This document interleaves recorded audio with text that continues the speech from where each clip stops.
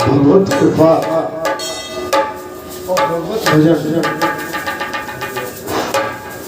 प्रणाम जी जी प्रणाम। बोलिए बालाजी सरकार की जय। गुरु साक्षात परब्रह्म तस्मै श्री गुरुवे नमः। ध्यानमूलं गुरुमूर्ति पूजामूलं गुरुपदम् मंत्रमूलं गुरुवाक्यं मोक्षमूलं गुरुकृपा। अखण्डमण्डलाकारं व्याप्तं येन चराचरं तत्पदं दर्शयामि। गुरुवे नमः। सर्वमङ्गलमाङ्गल्ये शिवे सर्वार्थसाधिके शरण्ये त्र्यम्बके गौरी नारायणी नमोस्तुते। गजाननं भूतगणादिसेवितं जम्बूफलचारुभक्षणम् उमासुतं शोकविनाशकारकं नमामि विघ्नेश्वरपादपङ्कजम्। अतुलितबलधामं हेमशैलावदेहं तनुजवनकृशानं ज्ञाननामगरगण्यं सकलगुणनिधानं वानराणामधीशं रघुपतिभक्तं वातजातं नमामि। गौ ब्राह्मणहिताय जगद्वेताय कृष्णाय गोविन्दाय श्री राधे। नमः पंकजनाभाय नमः पंकजमालिने हर हर महादेव। पंकजनेत्राय नमः पंकजयङ्गये सच्चिदानन्दरूपाय विद्युत्पत्यादये तवे तापत्रय विनाशाय श्रीकृष्णाय वयं नमः। यं प्रवचन्तमनुपेतपेतकृत्यं दोपायनो विरहकातरयायाव पुत्रेतु तन्मयतया सर्ववनेतु सुतं सर्वभूतहृदयमनुमानतोऽस्मि। निगमकल्पतरोर्गलितं फलं सुगमुखादद्रवसंयुक्तं पिबत भागवतं रसमाल्यं मुहुरो रसिको भाविकाः नमामि। राम राम रामेति रामेति रमे रामे मनोरमे सहस्र महादेव। और हमने भी पट बंद कर दें, सत्य घटना कह रहे हैं, पट बंद कर दें और आवागमन तो लगाई मेला को। और 12:30 का टाइम है।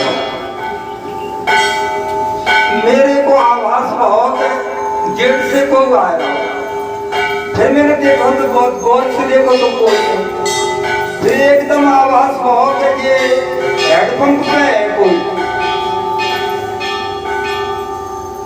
तो हेडपंप मैंने गौर करी महाराज जी बिल्कुल शायद आज तक जब मेला में किसी ने नहीं देखी होंगी ना आई होंगी 2 कन्याएं और बिल्कुल लाल चुंदड़ी ओढ़ है और लाल है उनकी फिराक है बिल्कुल लाल और दोनों माने जुड़वा है माने।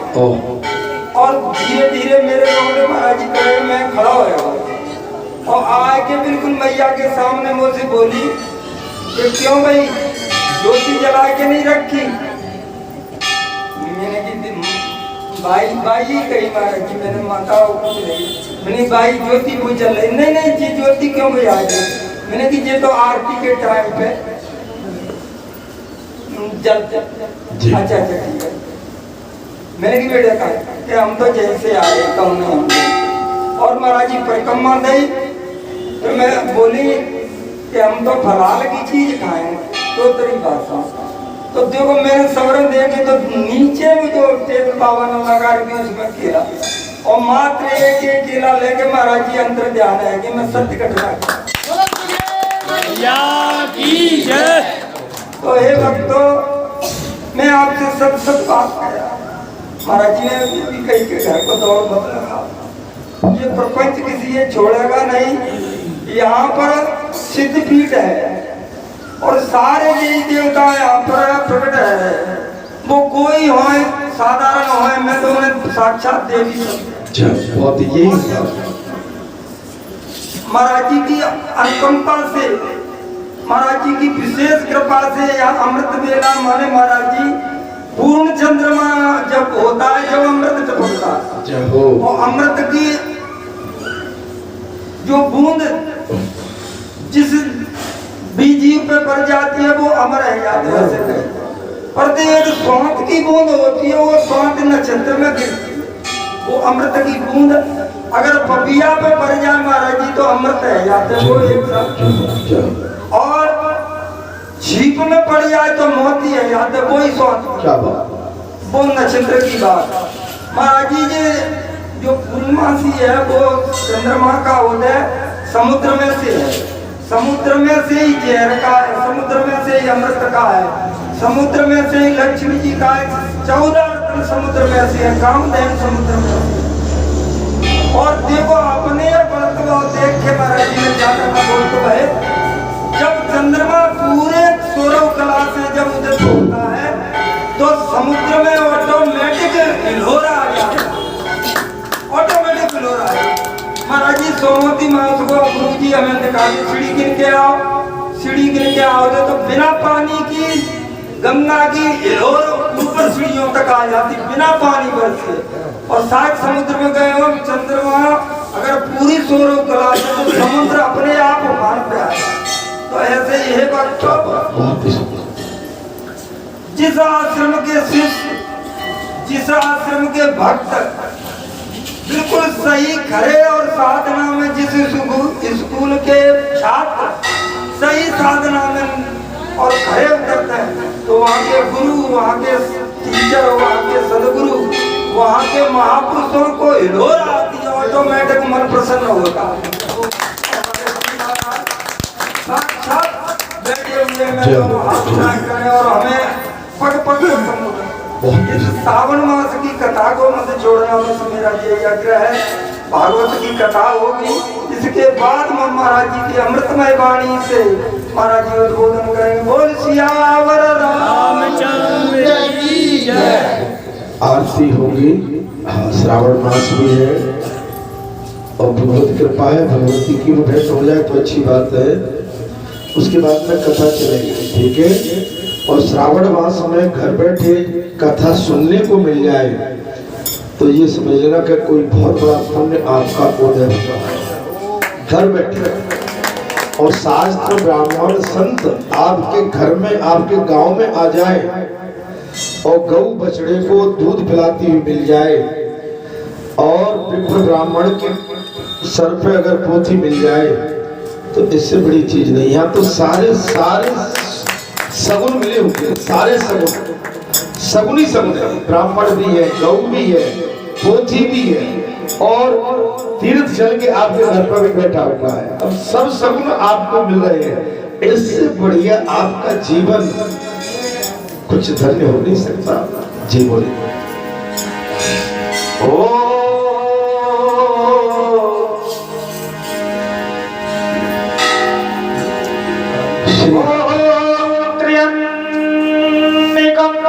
यजामहे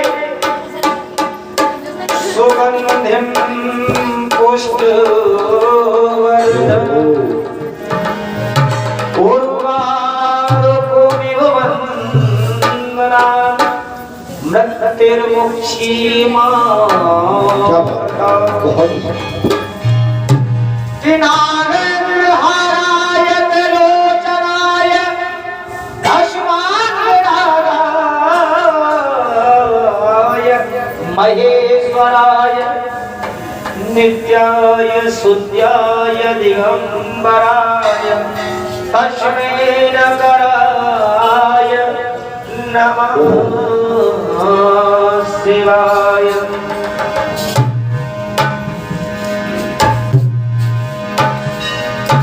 और आरती गाऊं और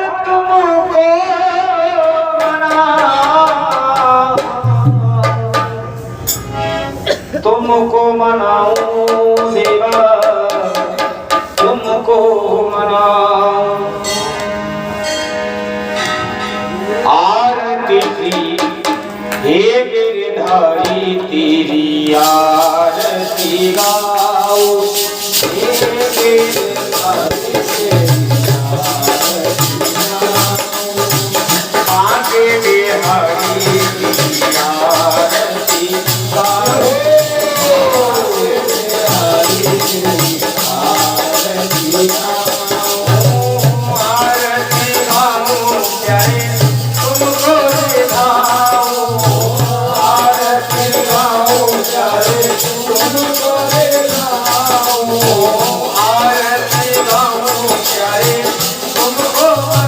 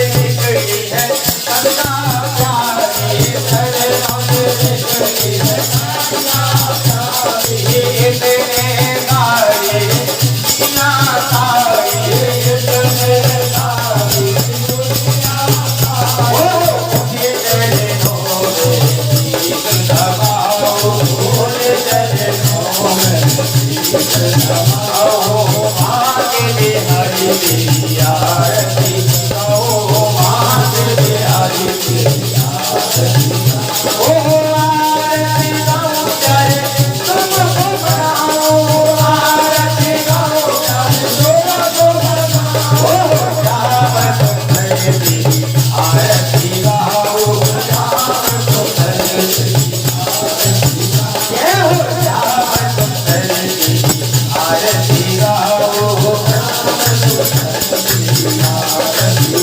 तेरा पल पल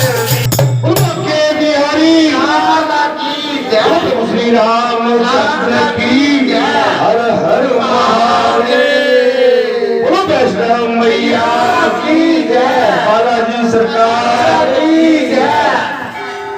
बहुत ही सुंदर कीर्तन संकीर्तन, माता की भेंट और भगवान के प्रति आस्था, श्रद्धा और विश्वास। श्रावण मास का महापर्व प्रारंभ हो चुका है। श्रावण मास वैसे तो हमारे भारत देश में हर समय, हर घड़ी, हर क्षण का महत्व है। अभी मैं कहीं देख रहा था, दिवाली तक 70 त्योहार है लगभग। कितने जी? देवउठानी तक। हमारे भारत जैसे महान देश में महा उत्सव, महापर्व और त्योहारों की भरमार है।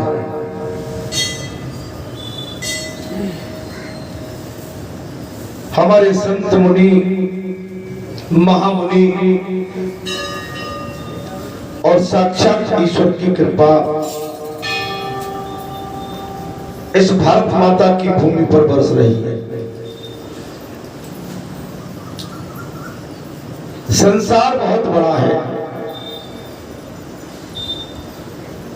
लेकिन भारत जैसे देश को महान कहा गया है और भारत माता भी कहा गया है।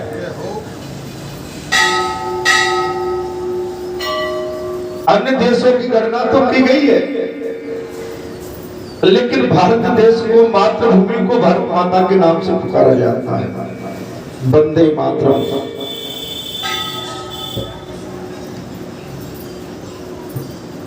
भारत माता की भूमि पर स्वयं भगवान के 24 अवतार हो चुके हैं, जिसमें पूर्ण अवतार त्रेता और द्वापर है।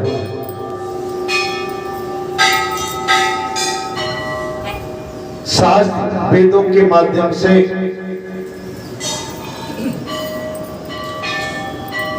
वेदाचार्यों के मुखाग्र बिंदु से आपने भगवान की अनन्य कथाओं का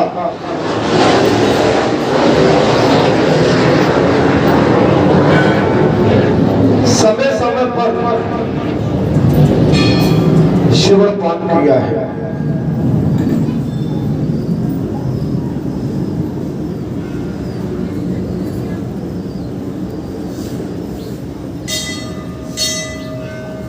कथा अनंत है, अथाय है।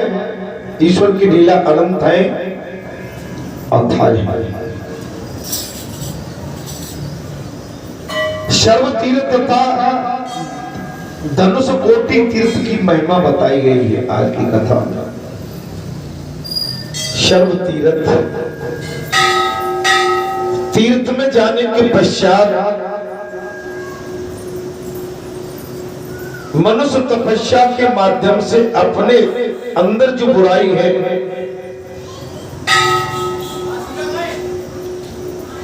उनका त्याग करता है, उनका विनाश करता है। अगर तीर्थ में जाने के पश्चात हमारे अंदर बैठी हुई बुराई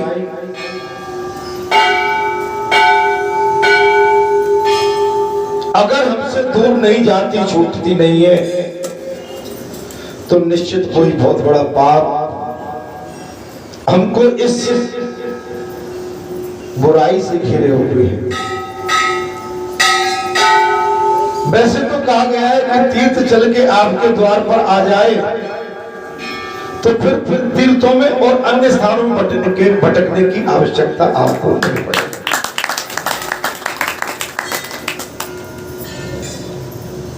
बरेटा वासियों, क्षेत्रवासियों, आप धन्य हैं।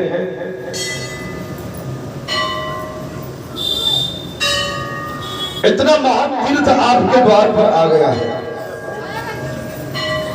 अगर इसके पश्चात भी आप भटकते हैं तीर्थ का इसमें कोई कसूर नहीं है। अपने विचार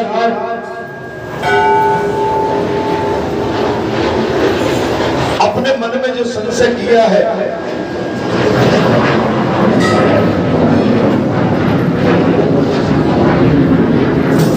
जिसके माध्यम से भटकना आपके स्वभाव हो गया है,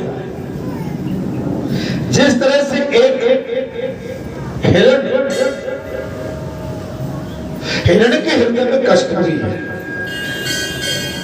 हिरण के हृदय में स्वयं कस्तूरी है, लेकिन इस हरी हरी घास को खाने के लिए और घास में हिरण कस्तूरी ढूंढ रहा है। क्यों? जब अंदर की सांस के माध्यम से जो अंदर कस्तूरी है उसकी खुशबू संसारी घास में ढूंढ रहा है, जबकि कस्तूरी उसके अंदर है जी। ठीक इसी प्रकार से आप दर दर भटक रहे हैं, भगवान आपके हृदय में बैठे हैं।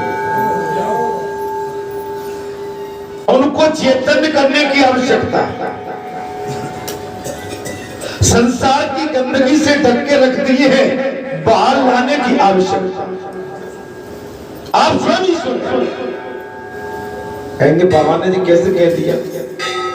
सोई जानता है देव जनाई, और जानत तुम्हें ही हो जाएगा। तुम्हारी कृपा तुम्हारी रघुनंदन, जानत भगत भगत और चल। आप जिस पर मेहरबान हो जाए, जिस पर आपकी दया बरस जाए, वो आप जैसा हो जाता है।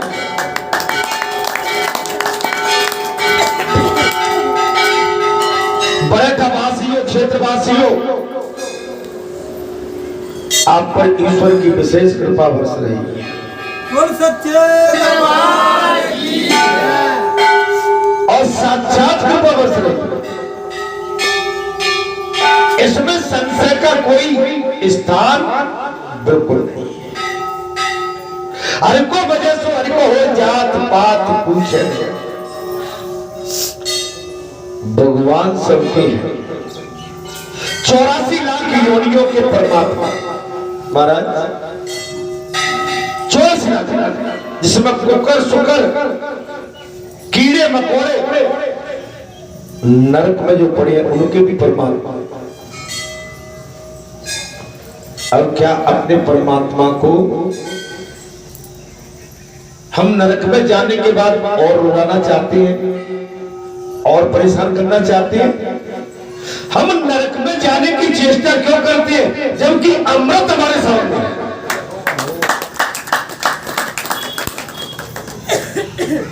क्या हम मनुष्य का जन्म लेके कुकर्म करने के पश्चात नरक में जाके गिरेंगे? क्या हमारे माता पिता, कुल खानदान, हमारे प्रभु हमसे खुश होंगे? कदापि दुखी होंगे। खुश कब होंगे? तब आप ऐसे स्थान वैकुंठ में आके बैठोगे और भगवान की रसिक कथाएं श्रवण पार करोगे, तब हमारे पूर्वज, हमारे परमात्मा खुश होंगे। सच्चे दरबार की जय।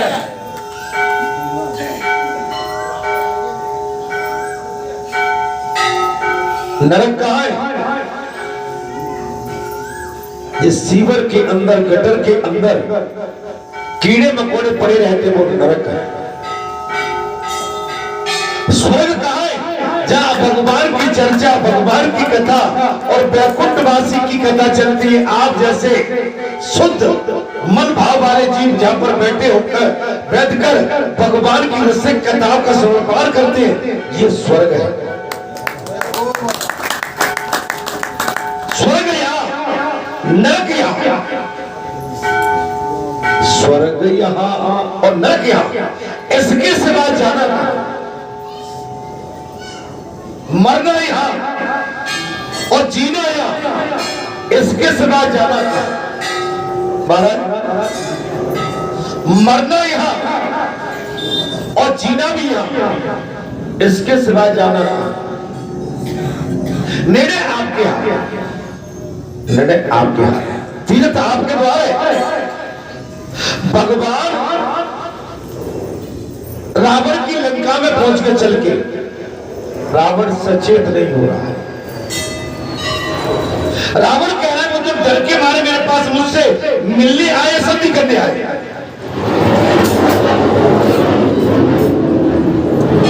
आप किसी राक्षस और डरपोक आदमी के सामने अगर कोई महापुरुष महात्मा पहुंच जाए तो वो देख के कहे, देखो आ गया, डर गया, देखो आ गया, डर गया। वो डरा नहीं है, तुम्हें शिक्षा देने के लिए आया तुम्हारे द्वार पर, कि सब कुछ होते हुए भी तुमको फिर मौका देने आया है कि अभी भी टाइम बचा, सावधान हो जाओ।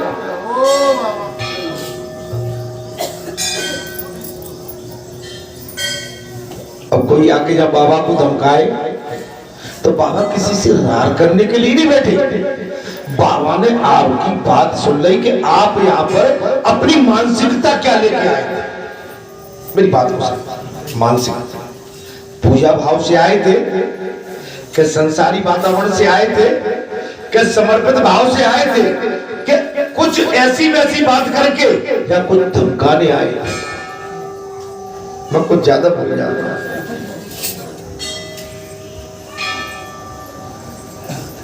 इसके लिए तो संसार पड़ा हुआ है, चौपाले पड़ी हुई है।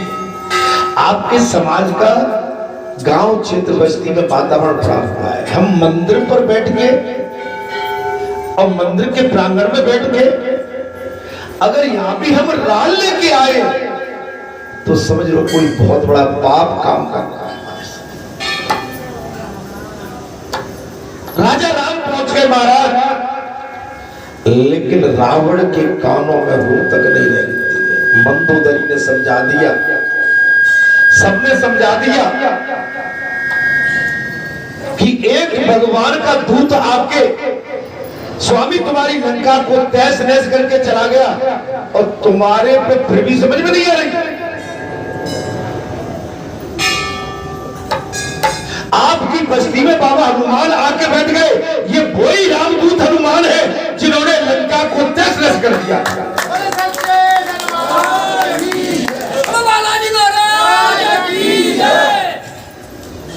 वही हनुमान है। अभी मैं प्रातः काल आया, कल आया तो सर्पराज इस रसोई के गेट पर बैठे थे। आज प्रातः काल 4 बजे आया तो जो मेन गेट है वहां बैठे थे। कभी सर्पराज किसी के घर में घुस जाते हैं सावधान करने के लिए कि सावधान रहना, मैं यहाँ पर रखवाली कर रहा हूं और घूम भी रहा। ये रोज की बात। भगवान हमको सचेत मारते नहीं है। मैं आपको कोई यहाँ धमकी नहीं दे रहा हूं कि आपको मारेंगे, नहीं मारेंगे नहीं, हमको सचेत कर, हमको सावधान कर रहे। हम गंदगी से निकले, बुरे आचरणों से बाहर आए। किसी देवालय को हम चुनौती दें, किसी शुद्ध पुरुष को चुनौती दें, किसी महान पुरुष को चुनौती दें तो चुनौती देने से पहले हमको पूरा अध्ययन कर लेना चाहिए।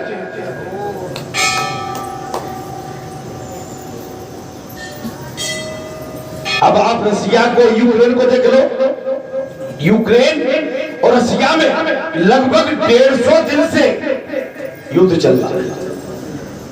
सारी सैन्य शक्ति खत्म, अर्थव्यवस्था चरमरा गई। इतने बड़े बड़े हथियार थे वो भी सब सुहा हो गए। मानव जाति का विनाश, जीव जंतु का विनाश। अन्य देशों ने समझाने का प्रयास किया लेकिन एक नहीं माने। दोनों ने, सबने हाथ खींच लिया। नहीं मानते तो मर, नहीं मानते हो अब तुम्हारा इलाज, तुम दोनों आपस में बैठ के इलाज होगा। सब बर्बाद कर दिया। बट्टी भी अपने घर को सेफ रखती है, दुनिया में जाके डाका डालती है, खाती है, मारती है, लेकिन अपने घर को सेव करती है। चतुराई, होशियारी इसी में, सावधानी इसी में कि हम अपने घर को, परिवार को, गांव को, गली को, क्षेत्र को, अपने राज्य को सुरक्षित रखें। राज्य को सुरक्षित, देश प्रेम होना चाहिए। राज्य प्रेम नहीं है, हमारे अंदर कुछ भी नहीं। वेद प्रेम, धर्म प्रेम अगर नहीं है, धर्म प्रेम नहीं है, तो समझ लेना कुछ भी नहीं है। देखिए ऐसे ऐसे महान विभूतियां, क्या प्रभु की लीला है, इनका त्याग और किसी की विजय, ये होता है। ये माने सबसे बड़ी चीज, जो त्याग करते हैं उनका कद कई गुना बढ़ जाता है। देखिए त्याग में ही तपस्या है। पद ले लेना चाहिए नहीं है, लेकिन अपने पद को किसी को दे देना ये बहुत बड़ी बात है।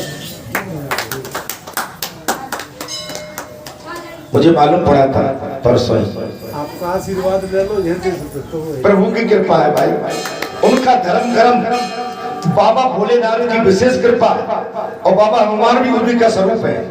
और उसके पश्चात आप जैसे महापुरुष, सत्पुरुष जो त्याग करके किसी को आगे बढ़ाने की कोशिश करते हैं, तो ये भी एक बहुत बड़ी बात है।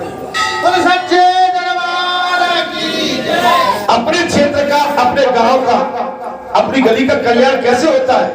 हम कुछ अच्छे काम करेंगे तब। हमने वो कर दिया कि देखो भाई, आपने हमसे कहा था, हमने आपके लिए छोड़ दिया, अब सेवा पक्के मन से करो। माने जनता की सेवा समर्पण भाव से, जनहित परम कल्याण, माने जनहित ही हमारा कल्याण कर सकता। जनता की सेवा, जब बालाजी धाम बन गया, ये मंदिर, मैया का मंदिर, प्रांगण, ये कोई एक ने नहीं बनाया, आप सबकी तपस्या झोंकी है। आप सब ये थाली भर जाते हो 10-10 रुपए से, 1000 से, 50,000, 1 लाख से, तो थाली को भर जाती हो। ये उसी थाली का प्रसाद इतना विशाल रूप ले गया।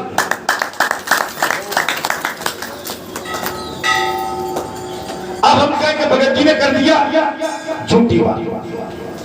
आप सबका सहयोग, आप सबका समर्पण भाव अगर भगवान और संत महापुरुष को न मिलता तो जी आगे का मार्ग बहुत कठिन था। आपने जिस रूप से इसकी रचना की, बनाया, अब कर्तव्य आपका है कि इसकी रक्षा भी आपका।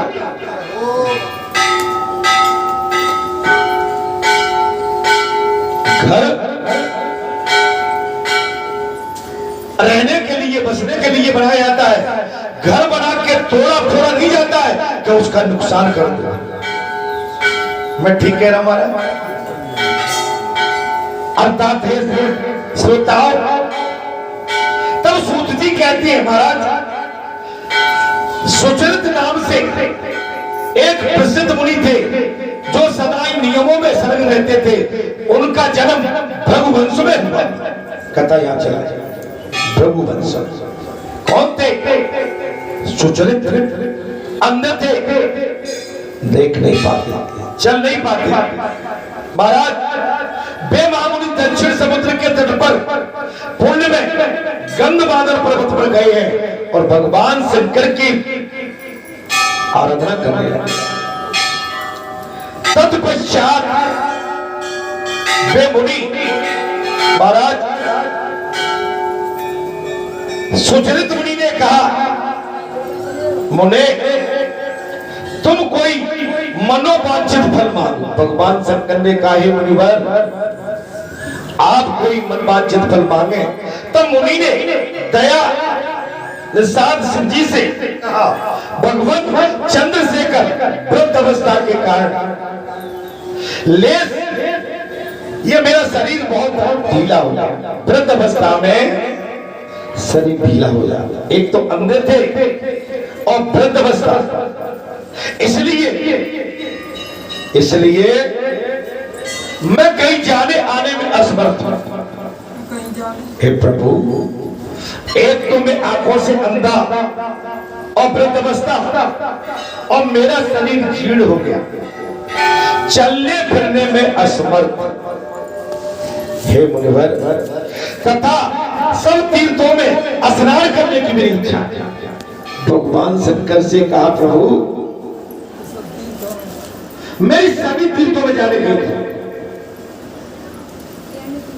अतः आप तीर्थों में स्नान करने से मनुष्य जिस फल को पाता है उसका प्राप्ति का साधन कृपया करके मुझे बताएं। तब भगवान महादेव बोले, रामचंद्र जी के सेतु से पवित्र हुए इस गंगाचल पर्वत पर मैं संपूर्ण तीर्थों का आह्वान करूंगा। मैं सारे तीर्थ ही बुला दे, जाने की जरूरत नहीं। एक के साधे सब साधे सब। मैंने प्रातः काल की कथा में सब तीर्थ तुम्हारे पास चल के आ गया। महादेव बाबा, बालाजी बाबा, वैष्णव मैया और महादेव बाबा तुझे चारों तरफ से तुमको घेरे बैठे। अब आप कह रहे कि भाई नहीं ये नहीं है, अब तो और कौन है? जब तुम्हारा घर में बैठे हुए साक्षात नारायण तुमको दर्शन देने के लिए उतावले, आप उनको दुदकार के फिर किसको अपना बनाकर दर्शन करना चाहते? दर्शन करने के लिए, देने के लिए परमात्मा तुम्हारे घर में बैठे, जो कहते हैं वैसे तो कहा गया है कि सबसे बड़ा तीर्थ तो माता पिता। महाराज, सबसे बड़ा तीर्थ माता पिता। अगर वृद्ध माता पिता घर में है तो आपको कहीं भी तीर्थ में जाने की आवश्यकता नहीं है। उस तीर्थ की सेवा करो, उसमें तुम्हारा कल्याण होगा। लेकिन कलयुग ऐसा योग कहकर महादेव जी ने मुनि को प्रसन्नता से लिए, प्रसन्नता के लिए वह सब तीर्थों का आह्वान कर दिया। सारे तीर्थ बुला दी। अब इसमें देखिए क्या है कि बालाजी ने सारे तीर्थ तुम्हारे घर में बैठा दिया। अब आप कहां जाएंगे? हमसे लोग कहते हैं, बोले चलो, हमने कि भैया अब कहां जाए, जब घर में ही सब कुछ धरा है, गंगा सागर, महासागर, तीर्थ सब कुछ बैठा है, और यहाँ पर जो आपके भक्तों का जन समूह, इनके दर्शन घर बैठे। महाराज, हे ओ गंगा जी के घाट पर भैया भाई संतन की भीड़ हो, हे तुलसीदास नन के सरे भैया तिलक करे, रघुवीर के बोला तेरी प्यारे बांगोरे। अब यहाँ तो गंगा, जमुना, सरस्वती सब तुम्हारे घर में आ गया। अब तुम कहां जाओ? और यहाँ पर तो चंदन बालाजी स्वयं घिस रहे हैं।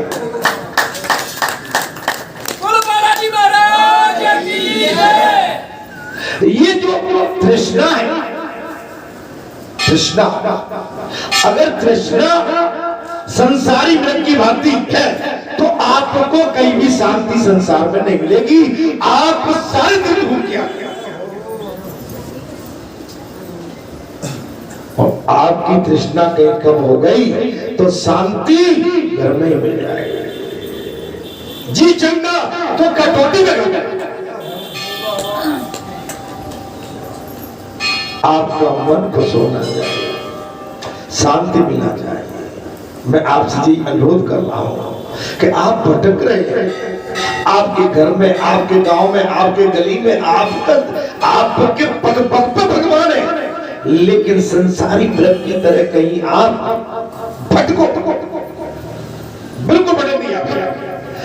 और सुचरित्र इस प्रकार का है बोली यहाँ सब तीर्थों का निवास होने से इसका नाम सर्व तीर्थ होगा। क्या होगा महाराज? सर्व तीर्थ। अष्ट सिद्धि नो निधि के दाता और असवर दीन जन। अष्ट सिद्धि है, नौ निधि है। एक चीज में आज और आपका भेद खोल देता हूं। वैसे तो आप हनुमान जी की प्रतिमा डाल के साधारण तरीके से हनुमान जी की प्रतिमा लेके प्राण प्रतिष्ठा करते हैं जी, अपना भाव। लेकिन जहां स्वयं भगवान अवतरित हो वहां तो सिद्धि सिद्धि रखी। यहां तो बालाजी अवतरित हुए अवतार। अष्ट सिद्धि और नौ अर्थात सर्व तीर्थ होगा। ये सर्व तीर्थ बड़े बड़े पापों का नाश करने वाला। ये सर्व तीर्थ बड़े बड़े पापों का नाश कर। मेरे कई आ रहे हैं, मेरे कई भक्त आते हैं, उनके जहां भी हनुमान जी की प्राण प्रतिष्ठा है वो हनुमान जी पे दर्शन करने आते हैं, लेकिन वहां भी चैन नहीं मिला। अब आते हैं, कोई लड़का है, कोई परेशान। मैंने कहा क्यों भैया? बोले महाराज अब सब शांत। मैं कह रहा हूं इस स्थान का प्रभाव आप भगत जी को एक तरफ उठा के रखें। आप तो हनुमान जी के इस तीर्थ पर विश्वास करो। आप गंगा जी को गंगा जी नहीं मानेंगे क्या? गंगा जी निकल के तुमसे बात कर जब भी मानोगे। जय हो। ये सर्व तीर्थ है, साक्षात तीर्थ। यहां तो कई विघटन टल रहे, क्षेत्र के विघटक यहां से खत्म हो गए। जय बाबा।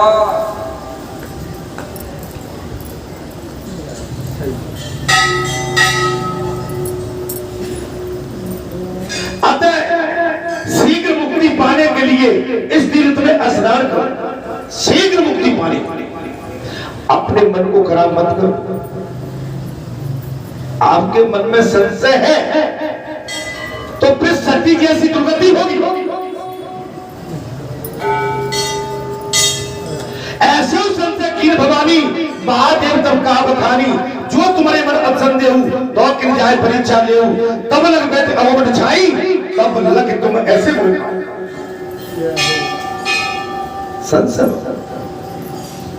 संशय मत करो, संशय में विनाश हो जाएगा। मैं आज की आपको बताता हूं। मैं कल आया तुम्हारा यहां से जाने के बाद, पता नहीं एक मुझे फीवर हुआ। क्या हुआ महाराज? बुखार एकदम, गर्मी थी और थोड़ा भाई अवस्था का भी कहीं न कहीं प्रभाव है। मैं दोपहर यहां से एकदम फीवर, भयंकर फीवर, देर रात तक फीवर। मुझे लगे कि शायद मैं आज सवेरे कथा में शामिल।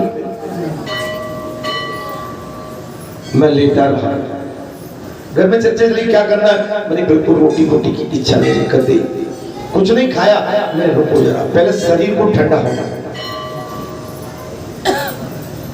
महाराज शाम को 8 बजे मैंने कही दलिया बना लो। क्या कर लो? दलिया। दलिया ले आए कटोरे में, थाली चम्मच। मैंने क्यों इतना नहीं खा पाऊंगा, एक कटोरी में थोड़ा सा तो शायद मैं इसको खाता हूं, अगर शरीर झेलेगा तो ठीक। महाराज जीने के लिए एक कटोरी। अब थोड़ा सा शरीर में एनर्जी आई। क्या आई? अच्छा लगा, थोड़ा फीवर भी डाउन हो गया। मैंने कहा अब 10:30 बज रहे थे, मैं 8, साढ़े 8, पौने 9 बजे लेट गया। शायद मेरी नींद खुली तो कुछ अंदर से कमजोरी महसूस हो रही थी। महाराज शरीर टूटा हुआ है। मैंने कैसे? फिर मैंने कहा वो जो दलिया बचा था क्या वो रखा है? क्या मुझे रखा होगा? तो मैंने कहा एक काम करो, दूध गर्म करो, एक गिलास दूध लेके वो दलिया पड़ा था, पी के सो गए। आपके सामने बैठा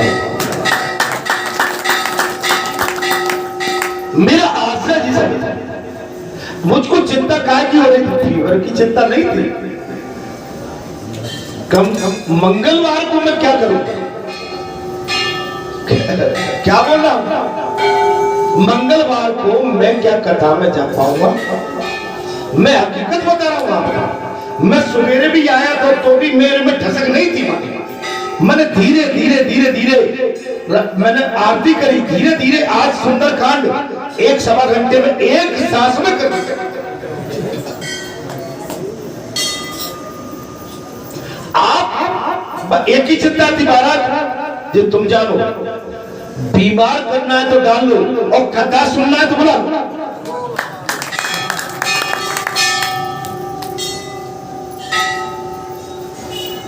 अब अंदाज लगा सकते हो, कल सवेरे का नाश्ता दलिया का और रात में और आपके बगल में, तो आप अंदाज लगाओ दलिया से क्या होता है। आप एक बार बाथरूम को गए, दलिया साफ हो जाता है। प्रसन्न दलिया आपके अंदर भगवान के प्रति आस्था। घर में तो बहु बेटियों को तो जानते ही हो, नहीं नहीं नहीं मत जाना, किसी को फोन कर तो बुला दो, प्रसाद घर में ही चर्चा। चले जाओगे? अब नहीं चले जाएंगे। हाँ अब तो और जान आ गई होगी, चले जाओगे।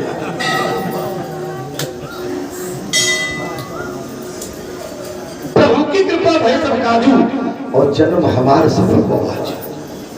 अरे नाथ पवन सुत कीर जो करनी 100 मुकर जारी। आप भगवान के बन जाओ, भगवान तुम्हारी कथा कभी न छूटे, ऐसी कृपा कर।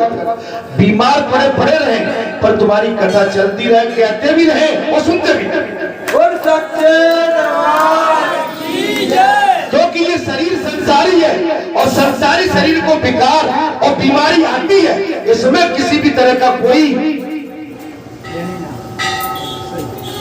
भेद नहीं। अर्थात कथा में महाराज प्रसंग आता है, बोले सब तीर्थ शीघ्र मुक्ति पाने के लिए तीर्थ में स्नान करें। ये काम मोह भय क्रोध और लोभ योग आदि का नाशक है। नाशक वृद्ध अवस्था जानते हो ना, जब कल 2 टाइम भोजन नहीं किया, शरीर शाम को दिख गया, उम्र का तगादा। मैं लेटा लेटा कह रहा था, आप भी कहते होंगे भैया अब सब कुछ देख लिया यार, जीने की तमन्ना बची नहीं है, कुछ सब कुछ देख लिया। हमारे संसार का स्वभाव, हमारे ऊपर संसार का जो कर्ज था, बच्चे बालक बेटी बच्चों का, वो भी सब ऋण से अदा बैठे हुए। अब तो प्रभु तेरी जैसी इच्छा होकर अगर ऐसे जगमगाएगा तो नाम नहीं चल पाएगी। नाम तो जब ही चलेगी जब तेरी शक्ति इस कश्ती में बैठी रहेगी, तब नाम चल पाएगा।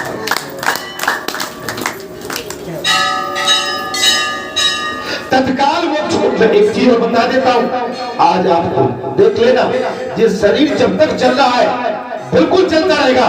जिस दिन ये शरीर अगर बैठ गया तो बस बैठ के ही रह जाएगा।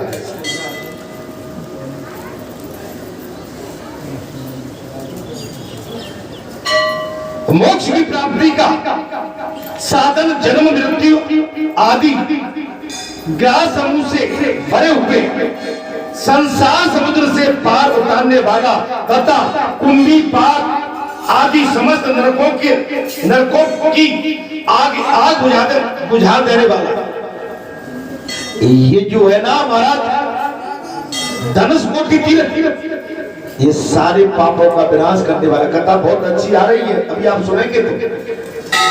भगवान शंकर के ऐसा कहने पर सुरचती मुनि उनके समीप ही सर्व तीर्थ में स्नान किया है और स्नान करके जब वे जल से बाहर निकले तब सब मनुष्यों ने देखा और उनके शरीर में वृद्धावस्था की झुर्रियां तक नहीं रही। वृद्धावस्था की झुर्रियां खत्म। आपके चेहरे पे तेज, आपके शरीर में तेज, आपके रोम रोम में तेज, आपकी वाणी में तेज, आपकी चाल में तेज, आपकी जो दृष्टि है देखने की उसमें तेज होना चाहिए, ऐसे लटी नहीं तेज। जब आप नजर डाल के नजर से बात करें अगर पक्के आप तपस्वी है तो आपकी नजर झुक नहीं सकती। आपकी नजर में इतना तेज रहेगा कि सामने वाले की नजर झुक जाएगा।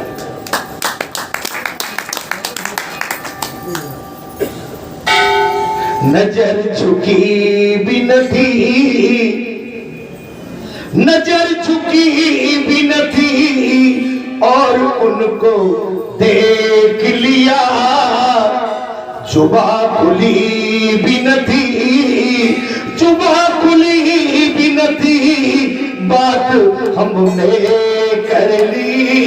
मिले न फूल तो कांटों से दोस्ती कर ली। मिले न फूल तो कांटों से दोस्ती कर ली। नजर उठी भी न थी और उनको देख लिया। जुबान खुली भी न थी, बात हमने करी। बात जब पक्की भक्ति आपकी जभी काम आए। यहाँ बैठे बैठे आपकी दृष्टि भले ही इधर हो, लेकिन दाएं कौन है, बाएं कौन है, पीछे कौन है, ऊपर कौन है, नीचे कौन है। ए भाई जरा देख के चलो। जय हो। देख ऊपर से नीचे और नीचे से ऊपर, ऊपर से नीचे, नीचे से ऊपर आना जाना पड़ता है। ए भाई जरा देख के चलिए। संसार में अगर आप फिसल गए तो संसार आपको संभाल नहीं पाएगा। आप संसार में कुछ अनहोनी कर बैठे तो आपका सब कुछ बर्बाद हो जाएगा। बोलने से पहले, चलने से पहले, करने से पहले एक बार नहीं 1000 बार सोचो। ए मत वाले मन, तू कहीं उलझा मत देना। हे मत वाले मन, कहीं उलझा मत देना। हे संसार पर आसक्ति करने वाले नेत्र, कहीं संसार में हमें फिसला मत देना। सावधान रहो। ये नेत्र मन बड़े खतरनाक होते हैं। इनको तो केवल भगवान की भक्ति भजन के माध्यम से ही इन पर चामुक लगाई जा सकती है। अर्थात महाराज समस्त नरकों की आग बुझा देने वाला है। कौन सा महाराज? धनुष कोटि की। भगवान शंकर के ऐसा कहने पर सुरक्षिती उनके समीप ही सर्व तीर्थ में स्नान किया है। स्नान करने करके जब वे जल से बाहर निकले तब सब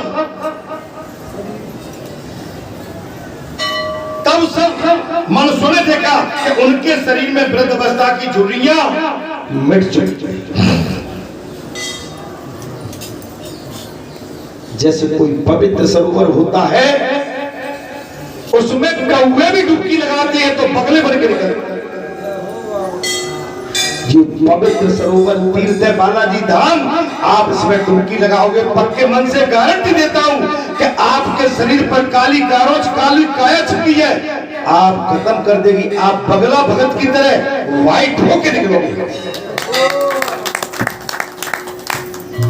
तदंतर महादेव जी ने कहा, महाराज बोले हे मुनिवर, हे सुचरित, तुम इस तीर्थ के किनारे रहते हुए मुझे मुक्ति दान शिव का स्मरण करते हुए सदा इसी में स्नान करते हो। तुम बालाजी धाम ग्राम पर ठाकर बसो। आप यहाँ पर राम नाम का भजन भजो, दिया बत्ती धूप बत्ती शंख गदा घंटे झालर बजाते रहो और बालाजी की अतिथियों की पक्के मन से सेवा करते रहो। तुम्हारा कल्याण तय।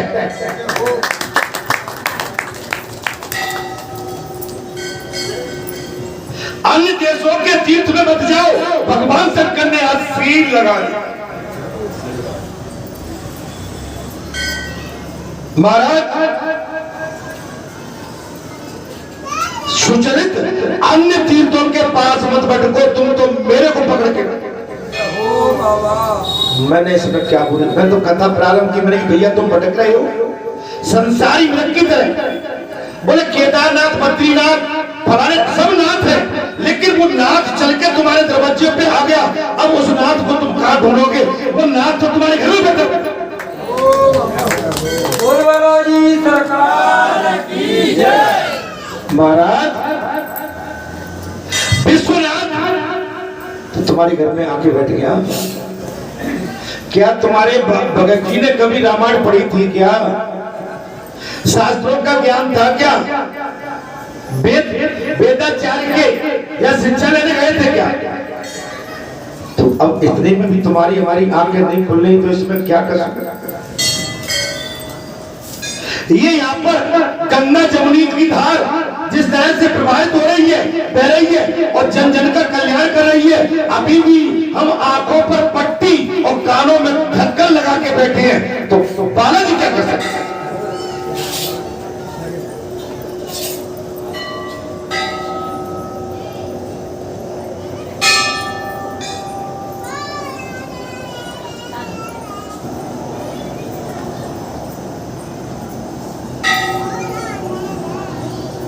अंत में इस तीर्थ में माध्यम से भगवान शंकर ने कहा है मुनिवर, अंत में इस तीर्थ में माध्यम से तुम मुझे अवश्य प्राप्त करो। आप एक जगह बैठ जाए। आप अगर दर-दर भटकोगे तो अपनी पहचान नहीं बना। आप एक जगह अपनी साधना में बैठे रहोगे, आपकी पहचान पक्की हो जाएगी। स्थिरता होना चाहिए। हमारी बात में स्थिरता, हमारी चाल में स्थिरता, हमारी वाणी में स्थिरता और हमारे वचन में स्थिरता, हमारी तपस्या में स्थिरता होना चाहिए। और स्थिरता जहाँ होती है वहां सब कुछ होता है। स्थिरता चंचल। अच्छा एक बात बताइए, एक प्रॉपर्टी होती है आपकी स्थायी और एक होती है अस्थायी, एक होती है चंचल और एक होती है स्थिर। तो स्थिर प्रॉपर्टी आपके काम में आती है और चंचल प्रॉपर्टी आपकी जेब से निकल जाती है।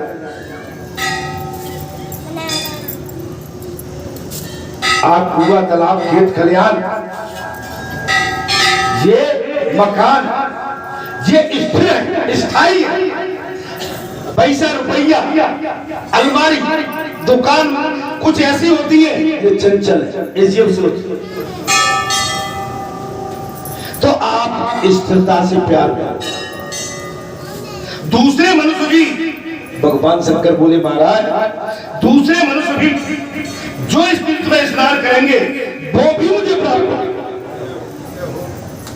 भगवान शंकर ने साफ कर दिया, हे मुनिवर, दूसरा मनुष्य भी इस तीर्थ में आके स्नान करेगा वो मुझे साक्षात प्राप्त कर पाएगा।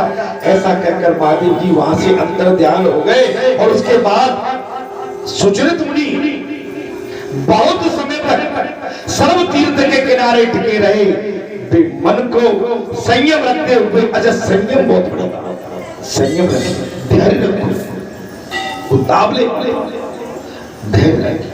किसी ने कुछ कह दिया, हम बिल्कुल तलवार निकाल लेते हैं, ज्ञान में से निकल पड़ते। तो धैर्य, जो धैर्य धारण करता है वो राम जैसा बन जाता है। भगवान राम के अंदर धैर्य था। दुष्ट रावण ने माता जानकी का हरण कर लिया, लेकिन इसके पश्चात भी भगवान ने अपने धैर्य को नहीं छोड़ा, अपनी मर्यादा को नहीं छोड़ी। क्रोध नहीं लाई, खोज की। अंत समय तक रावण को मौका दिया, लेकिन रावण आता ही नहीं माना। भगवान रावण के साथ अपनी लीला का खेल खेल रहे हैं। भगवान रावण के साथ अपनी लीलाओं का विस्तार से लीलाओं का खेल खेल रहे हैं। बाण पर बाण दिए चले जाते हैं और विभीषण, रावण का छोटा भाई विभीषण खड़ा है रघुनाथ के पास। प्रभु रावण ऐसे नहीं मरेगा, वो रथ पर सवार है। प्रभु आप भी रथ पर सवार हो जाएंगे। जो मायावी है, जब इससे विजय भव कर पाएंगे विभीषण जी लंकेश्वर, रावण संसार के रथ पर सवार है, मैं धर्म रथ पर सवार हूं।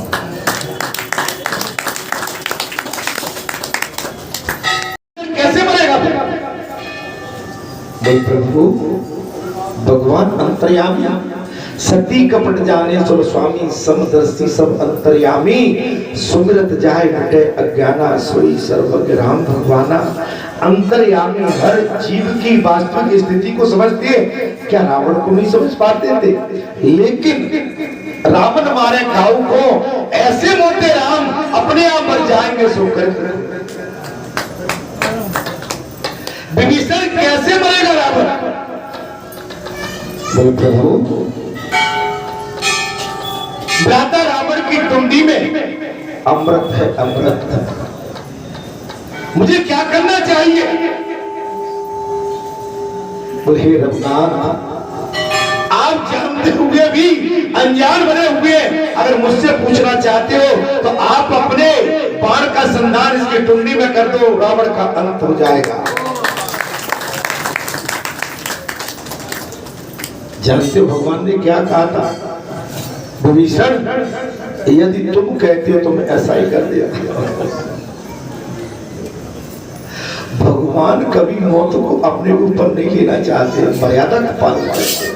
भगवान क्या नहीं कर सकते थे? क्या उनको कभी वनवास हो सकता था? कदापि नहीं। अरे भगवान ने जिस उद्देश्य से अवतार लिया था उस उद्देश्य को पूरा करने के लिए भगवान आए थे। उनके लिए संसार तो एक था।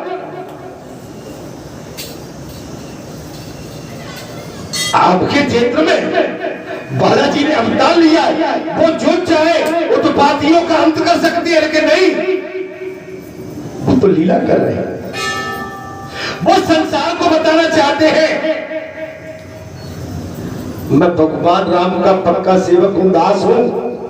मेरे स्वामी ने जिस मर्यादा के साथ इस संसार का पालन पोषण किया था, ये सेवक भी अपने उसी स्वामी की मर्यादा में बंध के इस संसार की सेवा करे।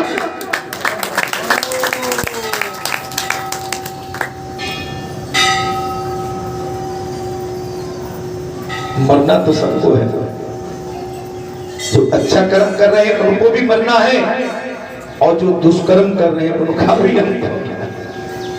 अमर कोई नहीं है, लेकिन जो अच्छा करते हैं अमर हो जाते हैं, और राक्षस प्रवृत्ति के होते हैं उनका विनाश हो जाता है।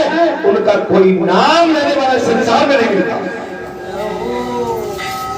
महाराज, वे मन को संयम में रखते हुए सदा उसी तीर्थ में स्नान करते थे। कौन कौन महाराज? सुचित्र देव साध होकर भी उन्होंने सब बंधनों से मुक्त भगवान से उनका सायुज्य प्राप्त कर लिया। इस प्रकार यहाँ सर्व तीर्थ के महात्मा का वर्णन किया गया है। जो मनुष्य इसे पढ़ता अथवा सुनता है वो सब पापों से मुक्त हो जाता है। अत्यंत पावन सर्व तीर्थ में स्नान करने के पश्चात मनुष्य ब्रह्म हत्या आदि पापों का नाश करने वाली धनुष मूर्ति में स्नान करने के लिए जाए, और उसके स्मरण से मनुष्य मुक्त हो जाता है। जो लोग धनुष मूर्ति का दर्शन करने में उसमें स्नान करते हैं, जो लोग धनुष मूर्ति दर्शन उसमें स्नान अथवा उसकी चर्चा करते हैं, वे 28 वेदों वाले नरक में कभी नहीं जाना पड़ता। अगर इस कथा को जो सुनते हैं, अच्छा स्कंद पुराण की कथा को आप सुनते रहिए। इस कथा को आपने सुन लिया तो मैं आपको गारंटी देता हूं कि नरक से तो मुक्ति आपको हो जाए।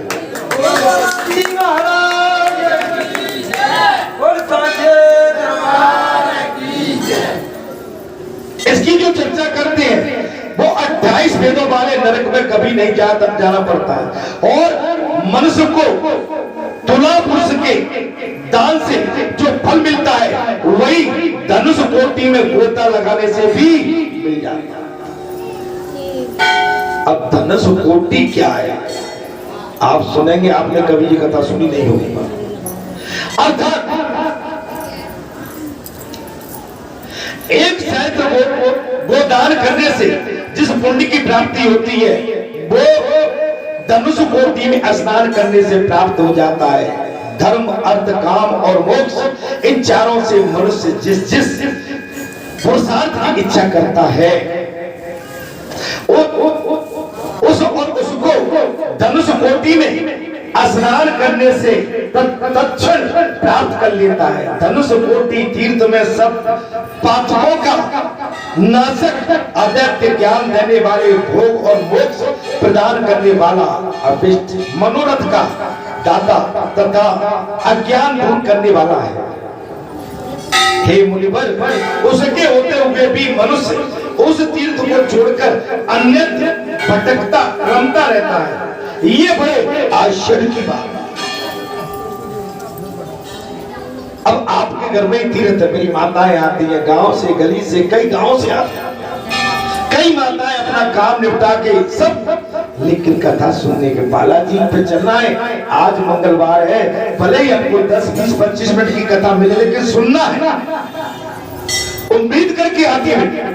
मेरे कई भक्त संत, तब ऋषियों ने पूछ दिया महाराज सूत जी, उस तीर्थ का नाम धनुष तीर्थ कैसे हो? ये बहुत ही रोचक कथा है। तब सूत जी ने पूछ लिया, समस्त लोगों के लिए ऋषियों ने पूछा। तब सूत जी बोले समस्त लोगों के लिए कष्टक रूप रावण जब युद्ध में श्री रामचंद्र जी के हाथों मारा गया,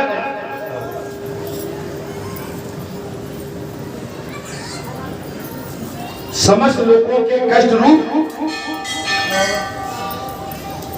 रावण जब युद्ध में श्री रामचंद्र जी के हाथों से मारा गया, उस विभीषण को लंका के राज्य पर स्थापित कर दिया गया।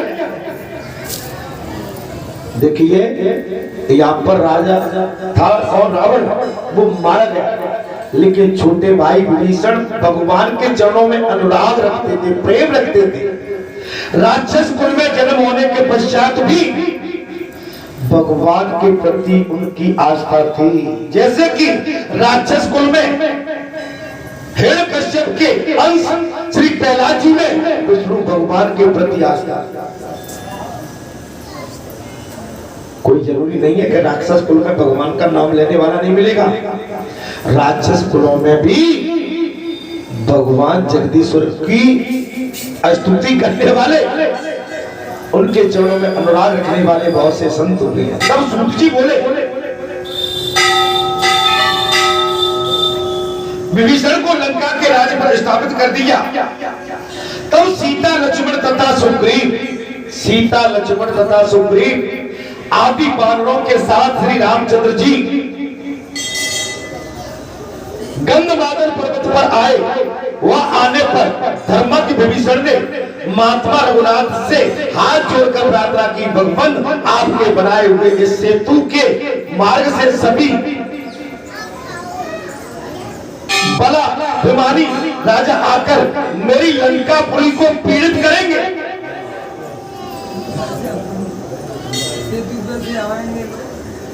सेतु बना दिया और जो बलशाली राजा होंगे मेरी लंका में आके प्रवेश करेंगे। तो भगवान ने कहा, तो विभीषण जी भगवान ने कहा मैं क्या करूं? बोले मैं क्या करूं? अतः आप अपनी धनुष की कोटि से इस सेतु को तोड़ दीजिए।